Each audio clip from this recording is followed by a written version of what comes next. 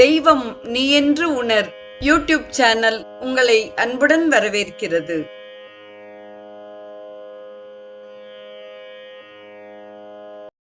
அன்பு உள்ளங்கள் அனைவருக்கும் உற்சாகமான இனிய காலை வணக்கம். ஸ்ரீ குமரகுருபரர் அருளிச் செய்த மதுரை மீனாட்சி அம்மை பிள்ளைத்தமிழில் ஊஞ்சல் பருவத்தின் நிறைவு பாடலாகவும் மதுரை மீனாட்சி அம்மை பிள்ளைத்தமிழின் நிறைவு பாடலாகவும் இன்றைய பாடல் அமைந்துள்ளது. முதலில் வருவது மதுரை மீனாட்சி அம்மையின் அந்தாதி பாடலின் நிறைவு பாடல். அம்பிகையே, அண்டமெல்லாம் அன்னை என அர்ச்சிக்கும் அதியோகமே, தும்பிக்கையன் சுவாமிநாதன் துதிப்பவளே, சொக்கநாதன் துணைக்கிடமே, நம்பிக்கையோடு நாங்கள் நாள்தோறும் நாவினிக்க காதினிக்க அம்மணி உன் அந்தாதி அர்ச்சிப்போம், ஆண்டருள்வாய் எம் அன்னையே. இதுகாரும் 100 நாட்களாக அன்னையின் வாழ்த்து பாடலாக அமைந்த மீனாட்சி அந்தாதியின் நூற்பயன் பாடல் இப்பொழுது வருகிறது. மீனாட்சி அந்தாதி மெய்மறந்து துதிப்போர்க்கு மேதினியே சொர்க்கமாகும், மீண்டும் ஒரு பிறப்பில்லையே, ஊனாட்சி செய்து வரும் உடல் நோய்கள் ஓடிவிடும், உள்மனத்தின் ஆட்சியினால் உளம் மகிழ்வாள் மீனாட்சி, போனாட்சி செய்து வரும் குலதெய்வம் மீனாட்சி, கும்பிடுவோர் நலம் பெறுவார், குறையின்றி வளம் பெறுவர், ஞானம் ஆட்சி செய்வதினால் ஞானம் கூடி நன்மை தரும், ஞானமெல்லாம் அறம் வெல்ல நலம் தருவாள் மீனாட்சியே. தொடர்வது ஊஞ்சல் பருவத்தின் நிறைவு பாடல். இரு பதமும் மென்குரல் கிண்கிணியும் முறையிட்டு இறைத்திடும் அரிச்சிலம்பும், இரும் மருங்கு என்று இறங்கி மேகலையும், பொன் எழுது செம்பட்டு வீக்கும் திரு இடையும், உடைத்தாரமும் ஒட்டியானமும், செங்கை பசும் கிள்ளையும், திருமுலை தரள உத்தரியமும், மங்கள திருநானும், அழகு ஒழுக நின்று அருள் புரியும் மதிமுகமும், முகமதியின் நெடுநிலவு அரும்பு குறுநகையும், ஞானமானந்த மாக்கடல் குடைந்து குழை மகரத்தொடு அமர் ஆடும், ஓடு அரிக்கண் பொறுகயலும் வடிவழகு பூத்த சுந்தரவல்லி, பொன்னூஞ்சல் ஆடி அருளே, புழுகினை சொக்கர் திரு அழகினுக்கு ஒத்த கொடி, பொன்னூசல் ஆடி அருளே. தொடர்வது இப்பாடலின் தெளிவுரை. இரு திருவடி பாதங்களிலும் அணிந்துள்ள பாதச் சிலம்பும் கிண்கிணி சதங்கையும், குறை கூறி முறையிடுவது போல ஒலி செய்யும் சிலம்பின் பரல்களும், சுமை தாங்காது ஒடிந்துவிடும் என்று ஓலமிட்டு புலம்பும் மேகலையும், பொன் சரிகை உடைய அழகிய இடுப்பில் கட்டிய பட்டாடையும், அதன் மேல் பூட்டிய அணிகலனும், சிவந்த கையில் ஏந்திய பச்சை கிளியும், அழகிய மார்பில் தவழும் முத்துவடமும் மேலாடையும், மங்கள திருநானும் அணிய பெற்ற நிலவு போன்ற அழகிய முகமும், அருளை பொழியும் நிலாமுகத்தில் அரும்பும் புன்னகையும், அறிவானந்த ஞானக்கடல் மூழ்கிய காதணியாம் மகரக் குழையும், போரிடப்பாயும் கயல்மீன் போன்ற கண்களும் கொண்டு இலங்கும் பேரழகின் பிறப்பிடமே, அழகு மலர்கொடியே, பொன்னூசல் ஆடி அருளே, புனுகு நெய்வாசம் கமழும் சொக்கர் வடிவழகிற்கு ஏற்ற வனப்பழகி, சோமசுந்தரவல்லி, பொன்னூஞ்சல் ஆடி அருளுகவே. முத்தாய்ப்பாய் அமைந்த இப்பாடலில் அன்னையின் அணிகலச் சிறப்பு, அழகு வர்ணனை அழகாய் போற்றப்படுகிறது. இறைவி இறைவனிடம் ஞான உபதேசம் கேட்கப் பெற்றதால் காதுகள் ஞானக்கடலில் நனைந்தன என்று கொள்ளுதல் பொருத்தமாகும். தொடர்வது இப்பாடலின் கடினமான சொற்களுக்கான பொருள். அரிச்சிலம்பு, பரற்கற்களை உடைய சிலம்பு. இரும் ஒடியும் முடியும். மருங்கு இடை, இறங்கும் புலம்பும். வீக்கும் கட்டும். இடை இடுப்பு. உடைத்தாரம் மேலாடை. ஒட்டியானம் இடையணி. தரள உத்தரியம் முத்துப்பதிக்க பெற்ற மேலாடை. ஞானமானந்த மாக்கடல் சிவம். குழைமகரம் மகரக்குழை.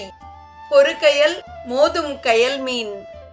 தொடரும் நேரம் இயலாய் வந்த இப்பாடலை செவிகள் இசையாய் அனுபவிக்கும் நேரம்.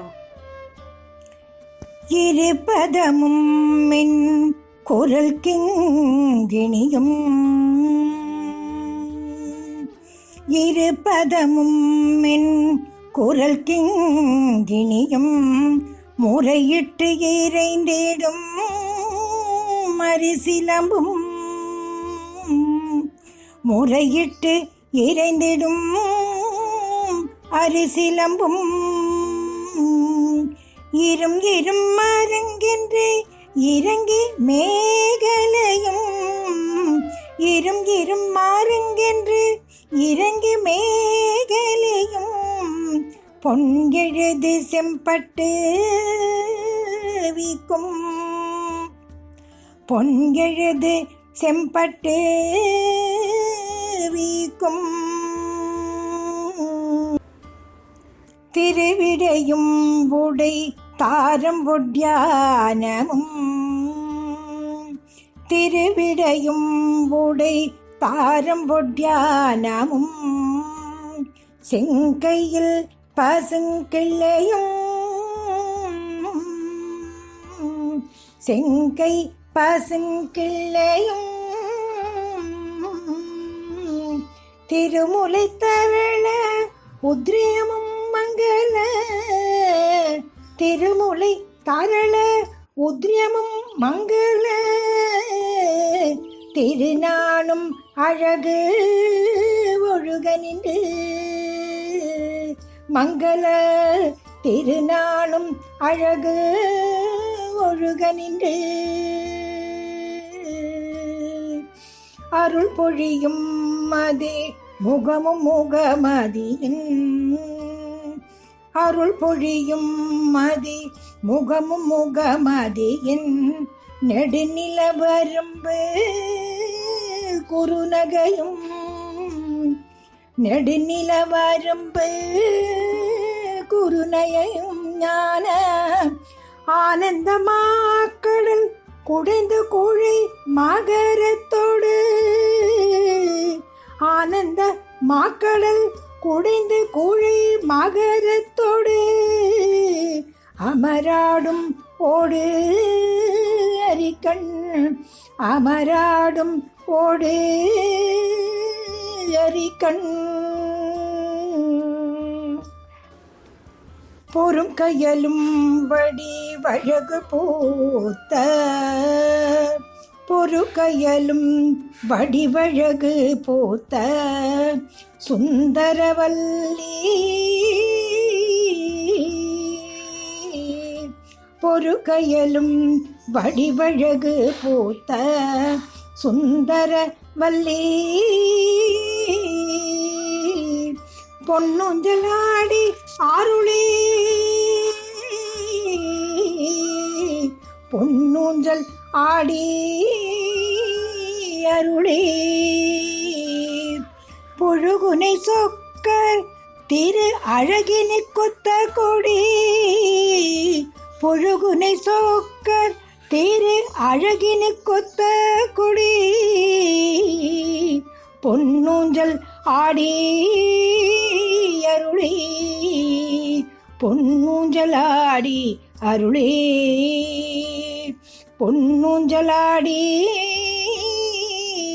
அருளே. மதுரை மீனாட்சி அம்மை பிள்ளைத்தமிழை தொடர்ந்து வருவது மதுரையம்பதியின் சிறப்பு செய்திகளாகும். தங்கம் வைத்து தமிழ் வளர்த்த மதுரையில் இருக்கும் மதுரை மீனாட்சி அம்மன் கோவில் உலகமே வியந்து பார்க்கும் ஒன்றாக நிற்கிறது. உலக புகழ்பெற்ற மீனாட்சி அம்மன் கோவிலுக்கு நாள்தோறும் ஆயிரக்கணக்கான பக்தர்கள் பல்வேறு ஊர்களில் இருந்து வந்து செல்கின்றனர். மதுரை மீனாட்சி அம்மன் கோவில் மொத்தம் 65,000 சதுர அடி பரப்பளவில் அமைந்துள்ளது. ஆகம விதிகளை கடுமையாக கடைபிடித்து கட்டப்பட்ட இந்த கோவிலின் முக்கிய வரலாறு காண்போம்.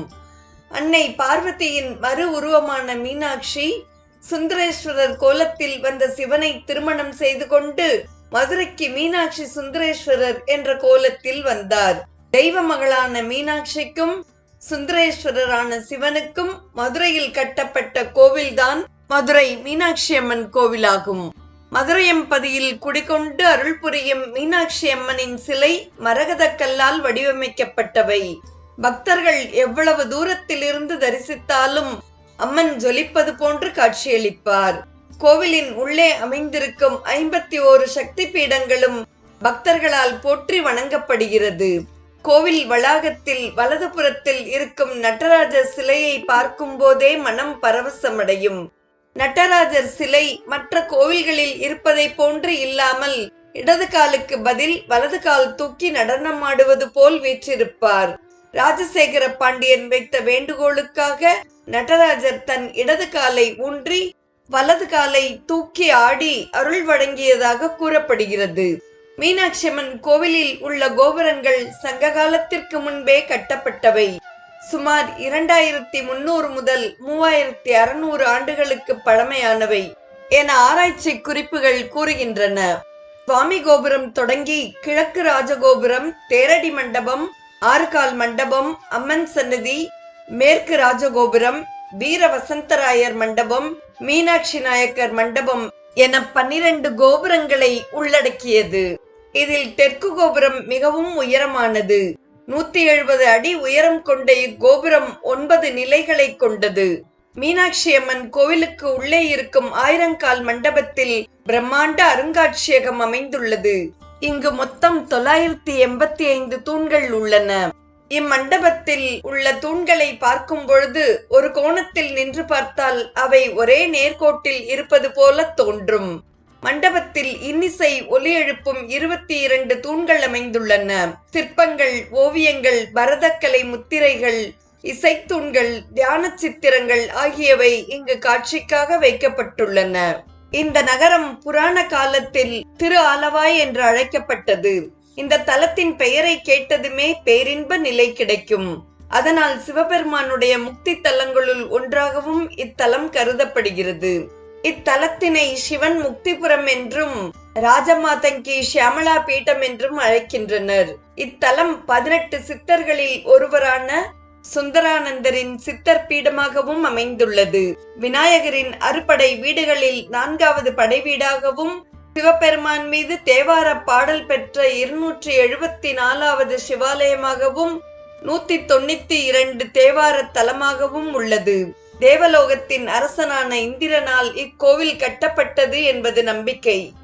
ராமர், லக்ஷ்மணன், வருணன், இந்திரன், தேவர்கள் மற்றும் முனிவர்கள் போன்றவர்களால் இச்சிவாலயம் வழிபடப்பட்டுள்ளது. இத்தலத்தில் தரப்படுகின்ற பிரசாதமான தாழம்பூ குங்குமம் பிரசித்தி பெற்றதாகும். இத்தலத்தின் மூலவர் சுந்தரேஸ்வரர். இவர் சுயம்பு மூர்த்தியாவார். இவரை வழிபட்டு இந்திரன் தன்னுடைய பாவத்தினை தீர்த்து கொண்டான். அதனால் சுயம்புலிங்கத்திற்கு கோவில் எழுப்பினான். மூலவர் விமானம் இந்திர விமானம் என்று அழைக்கப்படுகிறது. அம்பாள் மீனாட்சியின் கருவறையானது 32 சிங்க உருவங்களும் 64 சிவகணங்களும் 8 கல்யாணைகளும் தாங்கி நிற்கும் அபூர்வமானதாகும். இந்த கருவறை விமானத்தை தேவேந்திரன் அமைத்தான். மீன் போன்ற கண்களை பெற்றவர் என்பதால் மீனாட்சி என்று பெயர் பெற்றார். மீன் தனது முட்டைகளை தன் பார்வையாலேயே தன்மயமாக்குவது போல மீனாட்சி அம்மை தன்னை நாடி வரும் பக்தர்களை தன்னுடைய அருட்கண்ணால் நோக்கி அருள் பாலிக்கின்றாள். மீனாட்சி அம்மன் திருக்கோலத்தில் கிளியும் இடம்பெற்றுள்ளது. பக்தர்களின் கோரிக்கையை அம்பிகைக்கு நினைவூட்ட இந்திரன் சாப விமோசனத்திற்காக இத்தலத்தை தேடி வந்த போது திரும்ப திரும்ப கிளி சொல்லிக் கொண்டிருப்பதாக நம்பிக்கை உள்ளது. இந்திரன் சாப விமோசனத்திற்காக இத்தலத்தை தேடி வந்த போது கிளிகளே சிவ வழிபாட்டிற்கு உதவி செய்தன. இத்தலத்தில் முதல் பூஜை அம்பிகைக்கே ஏற்பட்டுள்ளது. அதன் பின்பே மூலவரான சிவபெருமானுக்கு பூஜைகள் செய்யப்படும். இதற்கு காரணம் மீனாட்சி அம்மன் பதிவிரதையாக இருந்து எப்போதுமே தன்னுடைய கணவருக்கு தொண்டு செய்ய எண்ணியுள்ளார். அதனால் கணவரை எழுப்பும் முன்பே மனைவியான அம்பிகை அபிஷேகத்தினை முடித்து தயாராகிறாள். இதனால் காலையில் முதல் பூஜை மீனாட்சி அம்மனுக்கு செய்யப்படுகிறது.